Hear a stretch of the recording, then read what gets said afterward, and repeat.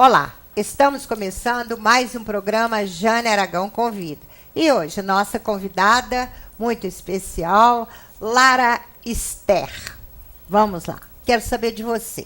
Pequenininha, onde nasceu onde, estudou aonde, era levada, seus pais, muitos filhos. Conta pra gente aí. Juiz de Fora inteiro vai conhecer e depois vai conhecer a famosa. Mas, por enquanto, nós vamos na criança. Vamos lá. Ok.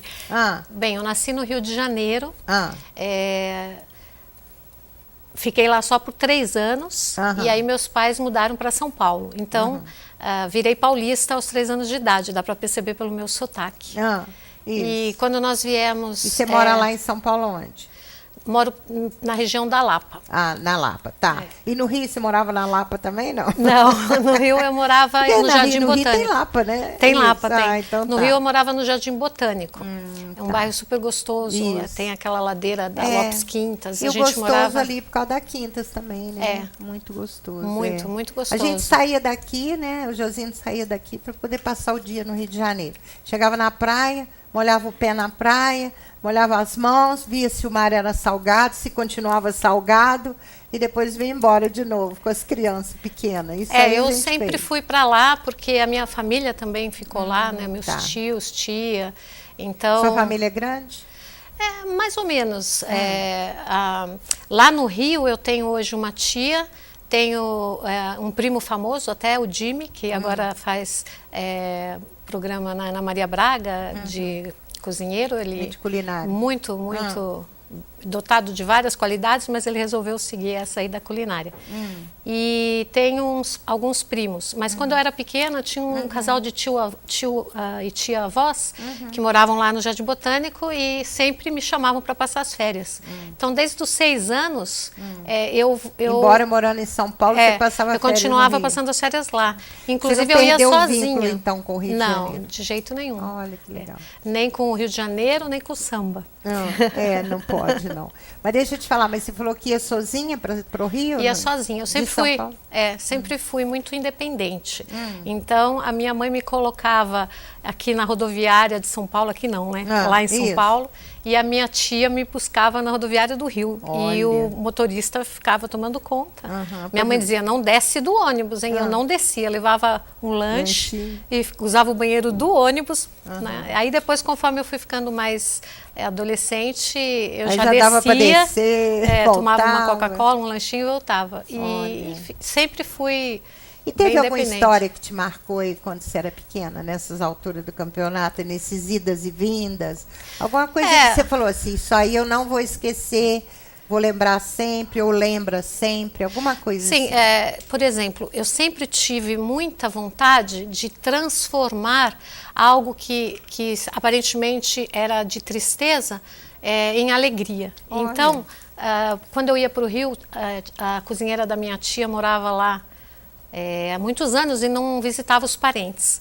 E ela ficava sempre bem isolada, só fazia o almoço e era uma casa chique. Então eu transitava sobre esses ambientes do muito chique, que eram meus tios que vieram da França, né? O lado do meu bisavô é francês e inclusive o meu bisavô foi um precursor da arquitetura no Brasil, o Victor de Bigrat. E essa minha tia, Maria Vitorina de Bigrat, casou com um francês. Então eu tinha todo aquele contato assim com aquele estilo europeu, a cozinheira. Eu tenho uma descendência francesa também do Condé, né? O Condé, que eles falam Condé, né? É Condé. E é francês, é lá daquele castelo do Chantilly, né?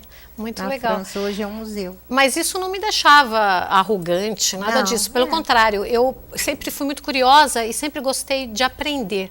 Então, a minha tia me ensinava as etiquetas, a mesa, ensinava a bordar. Imagina uma criança de 6 anos aprendendo a bordar, ela queria me ensinar francês.